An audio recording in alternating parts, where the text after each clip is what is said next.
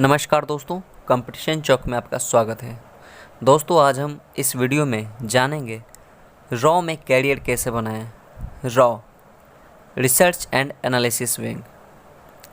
Raw एक ऐसी संस्था है जिससे जुड़कर देश के सेवा करना हमारे देश के लाखों युवाओं का सपना होता है।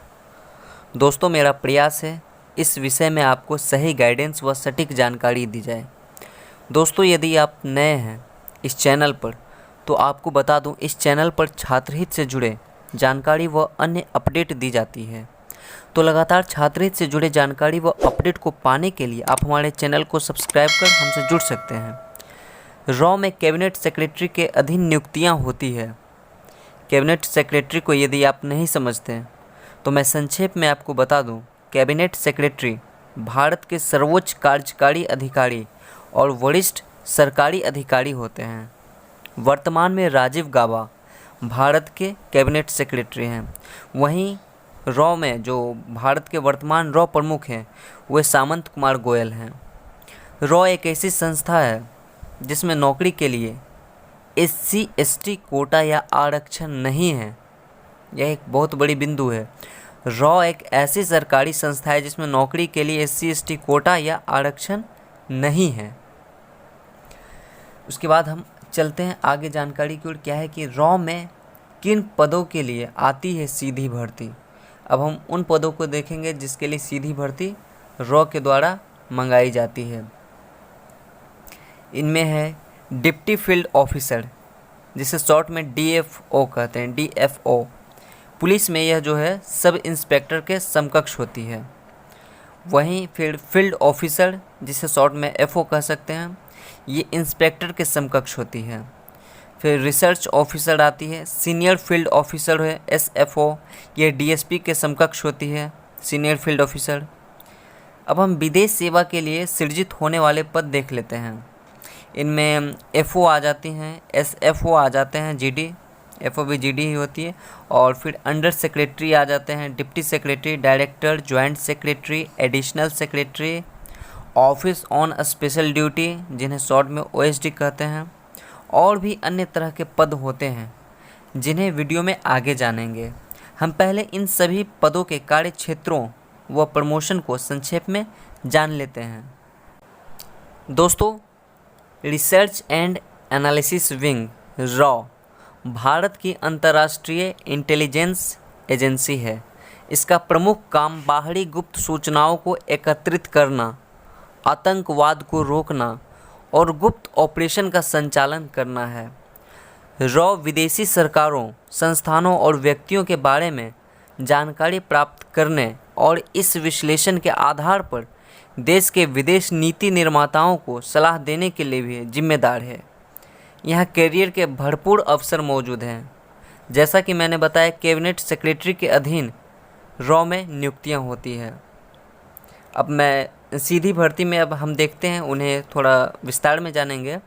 पुलिस में सब इंस्पेक्टर के समकक्ष डिप्टी फील्ड ऑफिसर DFO द्वितीय श्रेणी के अराजपत्रित स्तरीय कर्मचारी होते हैं। इनकी भर्ती सीधे ही रिसर्च एंड एनालिसिस सर्विस में जनरल ड्यूटी, GD, फिर टेलीकॉम, टेक्निकल और इकोनॉमिक विंग में होती है। GD के अलावा बाकी सभी संबंधित कैडर में ही फील्ड ऑफिसर FO और इसके बाद रिसर्च ऑफिसर के पद पर पदोन्नत होते हैं।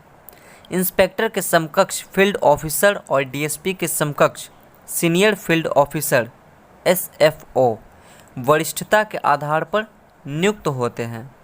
आपको कम से कम 8 वर्ष DFO के रूप में काम करने के बाद अगले स्तर पर FO के रूप में पदोन्नति मिलती है। इसी तरह कम से कम 5 वर्ष FO के रूप में काम करने के बाद प्रथम श्रेणी SFO के रूप में पदोन्नति मिलती है।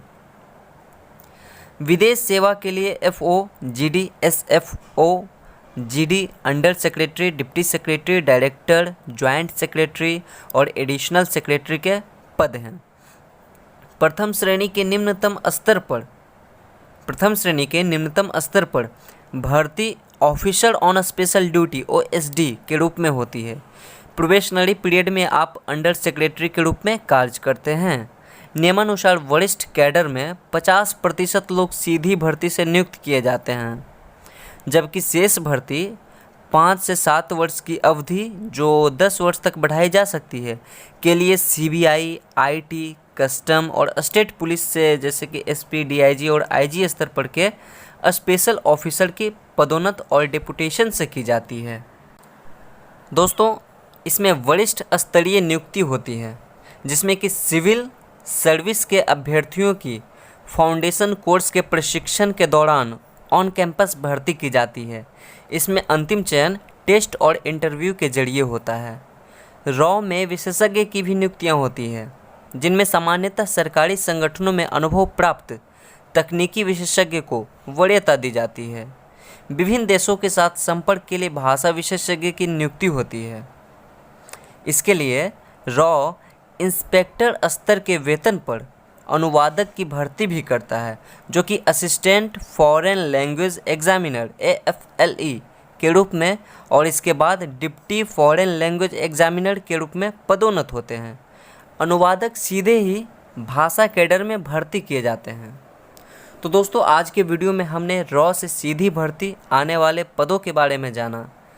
तो इसी तरह के छात्रहित से जुड़े जानकारी को लगातार पाने के लिए आप हमारे चैनल को सब्सक्राइब कर हमसे जुड़ सकते हैं।